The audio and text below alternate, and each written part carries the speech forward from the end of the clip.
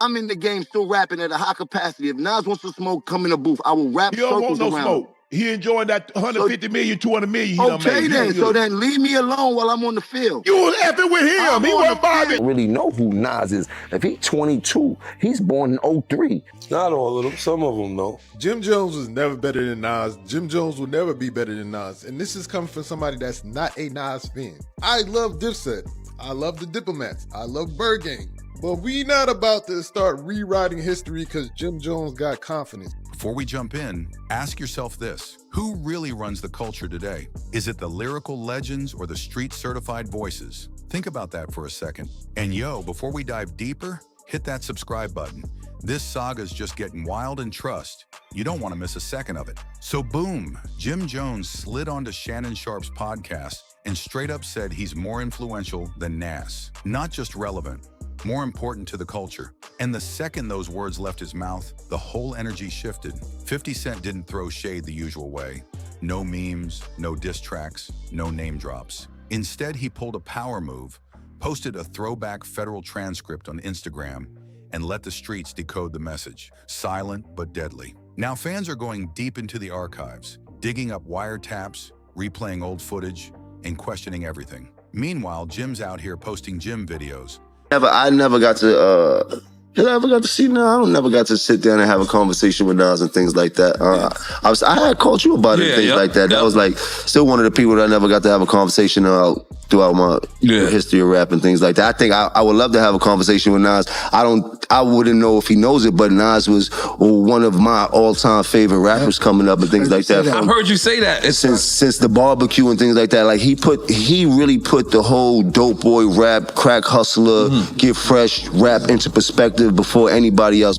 Barking through diss tracks like he's gearing up for lockdown beef. But this ain't just about Nas, and it definitely ain't just about ego. This is 50 flexing his quiet influence, reminding everyone why his name still rings bells, and why some folks magically dodged indictments. Jim might have started this to prove a point, but now... I recently saw a clip on Instagram where a young kid was comparing you to Nas and saying that you got that's my young boy. Big hits. He's wild. Yo, he looked to you. He learned how to wear the BB Simon belt from you. He got his swag. Like, how crazy is that? Because in my era, you know what I'm saying? Nas is like a god. In my era. He might have cracked open a whole different level of smoke. There's a reason Jim Jones mentioning Nas hits way harder than your usual rap chatter. This tension, it's been simmering for decades. It goes way back to 2002, when Nas got on Hot 97 and randomly flamed Cameron's album, calling it whack with no real explanation. That was the match that lit Dipset up. Jim Jones didn't hesitate. Nas. But remember, Nas' first record, The Barbecue, came out when I was in 11th grade. Yes. So Nas was my idol when I was young. Like you did, came to dressing, the wordplay, the music, everything. I was a superior Nas fan. Period. I'd never take that away from him. But then as I got in the game, you got to realize that your rivals would be idols, and not to take anything away from that. I developed my own style and my own lane that these kids start to gravitate towards the same way I gravitated towards Nas when I was younger and things like that. It's a whole different generation. He went all in. What followed was straight chaos. Nas and Dipset were trading shots on mixtapes, and Jim made it personal. At one point, he even threatened to smack the kufi off Nas. It wasn't just rap, it was war. But here's where it gets twisted. Jim actually respected Nas. Just last year, he was praising the man. That admiration, it flipped fast. Everything changed when Jim appeared on Fat Joe and Jadakiss's podcast, and Fat Joe, being Fat Joe, stirred the pot hard. Jim could have let it slide, but nope. I came into light and started going crazy that these kids love me. They don't really know who Nas is. If he's 22, he's born in 03. Not all of them, some of them know. But you know what I mean? A lot of them know. He leaned in, then out of nowhere, boom, he dropped one of the boldest takes hip-hop's heard in a minute. He didn't just say he's more relevant than Nas. He claimed he's more influential. Let that sink in. We talkin' Nas, the Queensbridge icon behind Illmatic, God's son, King's Disease, a legend still selling out Madison Square Garden in his 50s. But Jim stood firm. Yo, me, Jim Jones. no diplomats, no nobody else. Me, Jim Jones, check my track record, then check everybody else's track record. Then go to the billboards and check all my entries, then check all them entries and shit. And I'm not taking nothing away from nobody, but I hear the comparisons and then be trying to act funny when it comes. No, I've been spanking a lot of this shit about the industry. I've been putting on. No stutter, no backpedal. In fact, he doubled down. That podcast moment wasn't just viral, it turned explosive. And before the echo even died out, Jim popped up again, this time on Shannon Sharpe's Nightcap show. Jim linked with Shannon and Chad Okosinko, ready to break it all down. But instead of calming the heat, he threw more fire into the mix. Shannon came in sharp, pressed him hard, and Jim tried to spin his way through, pulling out old Dipset versus Nas beef receipts from back in the day. He said he's always been a big Nas fan, but now the roles switched. He thinks he's surpassed him in influence. Then came the pivot. He started praising Nas's fashion drip. Can I ask you a question, Jim? Mm-hmm. You smoke, right? Yeah. Were you smoking when you said you better than Nas? I might have been a little. Calling him one of the flyest ever, but couldn't stop circling back to that same point. Nas don't influence the streets like I do. Shannon wasn't buying it. He grilled him straight up. Way more influential than Nas, and I don't care what nobody say. I know I made a little boo-boo when you talk about the sales and all this type of. I don't feel like getting into that rhetoric about where I started and where he started. Well, you said that but bullshit. listen, Nas was nice when I was in high school. When I was in 10th grade, Nas came out. Mm-hmm. Nas was dope. We appreciated him. He had a little bit of room. And Jim, he got so tight, he started roasting Shannon's outfit. Meanwhile, Ocho Cinco just sat there like a spectator at a street fight. Then Jim flipped it. He accused Shannon of only inviting him for clout. That set UNC off. But Shannon, he switched up instantly. He dropped the podcast host vibe and turned into a full-on challenger. Nas always came up second to Jay and DMX and all these other people. Like, ain't no shame in that. There's a lot of folks came up second to Tom Brady. He never had that type of influence on us, except for his first album. I already told you, I used to want to dress like Nas because he had a lot of fresh clothes that the hustlers used to wear, and we used to see him on TV. He had one of the illest albums of all time. And then in high school when he had the barbecue and shit like that. So I'm a real fan of Nas, but he kind of lost me after the movie Belly and shit like that. When Jim said he's better than Nas, Shannon wasn't just questioning the bars, he called out his whole fitness game. Instead of throwing lyrical jabs at 50, Jim tried to flip it into a gym war, challenging Shannon to a workout battle just to prove he still got it. While Jim was still flexing in the gym and talking tough on podcasts, 50 Cent had already made his move. Quiet, calculated, and straight savage. And that individual one label? Bro, you been in this thing, but lyrically, I'm gonna keep it a stack with you. Yeah, y'all but look how you dress. Nas. Look how you dress. You don't even be in the same places I be in. And the things I can be in the church house. You can't F with Nas lyrics. I don't know who told you that. Now look, I know you on that good stuff, but you're not seeing Nas. Still looming heavy like a cloud nobody wants to talk about. Meanwhile, the internet was on fire. The comments section turned into a battleground, with fans losing their minds over the fact that a retired NFL Hall of Famer, Shannon Sharpe, you got a bunch of 40 and 50-year-olds in their panties because I said I'm better than Nas. It don't matter. Look at you. Look at you. Nobody from Dipset gonna take you over Nas. Nobody from the Diplomats but you. That shirt too tight. Hold on, Jim. That shirt too tight. Hold on. That shirt too tight. You want to go back to I Really Mean It? I Really Mean It started. We could go back to the history, bro. For you to even say that, was the one stepping up for Nas. One fan said, Shannon did what Fat Joe and Jada should have done. Another clapped back at Jim with, Jones, you delusional. Shannon, thank you for bringing it up. And honestly, they weren't wrong. Why were Fat Joe and Jada so silent when Jim started wilding on that podcast? As fans kept debating, 50 was watching from the shadows, not laughing. I'm still playing at a high level. Hey, you better check my record, you jumping up and I'm still playing at a high level. I'm rapping at a high level. You better check my stats, bro. I will run circles around Nas rapping right. I will run circles around Nas rapping right now. Right now, I will run Saturn around Nas right now rapping. Just lurking. But just when people thought things couldn't get messier, it did. Because that's when the old clip resurfaced. The one where Jim didn't just get ignored by Nas, he got straight up laughed off the stage. And in 2025, that same humiliation made a comeback like it never left. But it didn't stop there. While Nas kept cool and Shannon was out here building muscle mass. This is the biggest podcast you ever been on. Do you know what podcast you've been on better than this one? Hold on. We off topic. I'm not a podcaster. This is what I do. You see you in your feelings? You see in your feelings?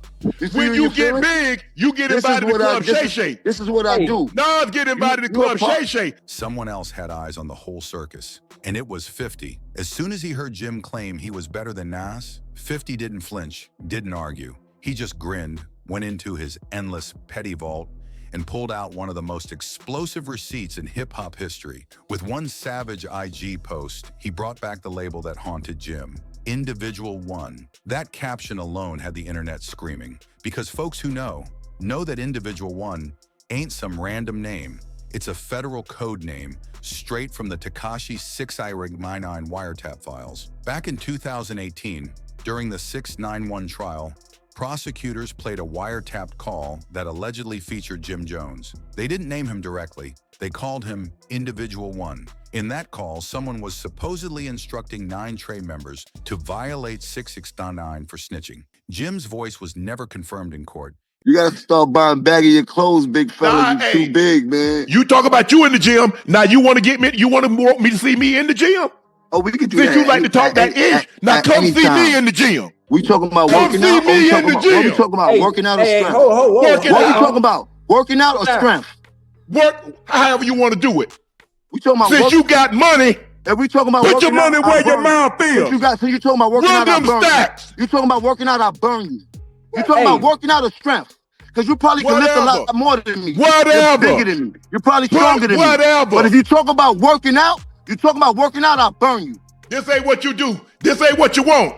You are doing good when you talk about Nas and Jada. You don't want to see this. And he was never charged. But the internet, the blogs, and especially 50 never let that moment go. Now, with Jim talking spicy on podcasts and trying to bait Nas into a lyrical war, 50 saw the perfect opening to strike. He slid back into his IG archive and reposted a meme he once deleted. The one that said, "So that's why they ain't pull him in. Say it ain't so, Jimmy." Rewind to 2019, the Shade Room dropped a court update. A verified courtroom reporter said Tekashi named Jim Jones as a 9 Trey member. And of course, 50 couldn't resist. He jumped in with the comment section chaos. Then came that video, the one of 50 looking fake scared, saying, Yo, honestly, I can't, if it was like Jim Jones, imagine putting a pen to paper to write about him. He was so nice.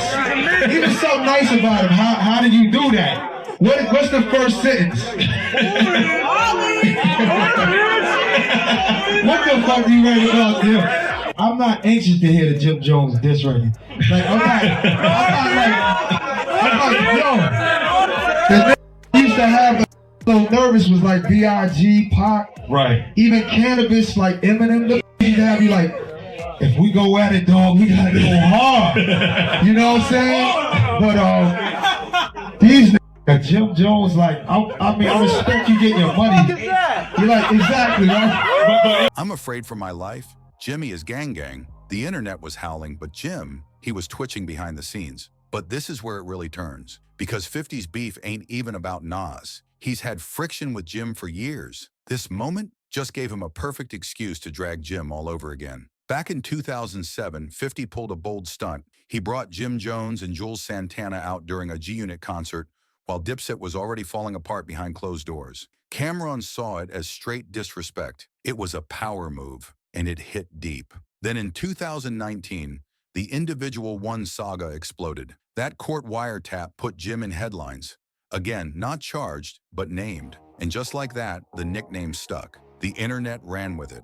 Snitching rumors flew. And 50, he kept the receipts ready. Jim saw every post, every meme. And for a moment, he went silent. No clapbacks, just a throwback post. An old school Bird Gang photo, dripping in Dipset nostalgia. His caption, "Why you keep lying? LOL, I'm going back to sleep. Free mail matrix till it's reversed." That post wasn't just a shout out, it was a slick jab. Jim was throwing shade, saying 50's living in a fake reality, pushing a narrative that don't line up with the facts. Free mail matrix was about his longtime friend locked up on an 11-year racketeering bid. But underneath, Jim was clearly coming for 50's credibility. And he didn't stop there. He hit Instagram with another Jim flex, this time coming straight for Shannon Sharpe. The caption, "Somebody tell Shannon Sharpe I'm hiding out in Texas. please, whatever you do, don't tell him I'm in San Antonio. Don't tell him I'm staying at the Four Seasons. Don't tell him, please, just don't tell him, man, because it's just so much pressure on me right now. I don't know what to do.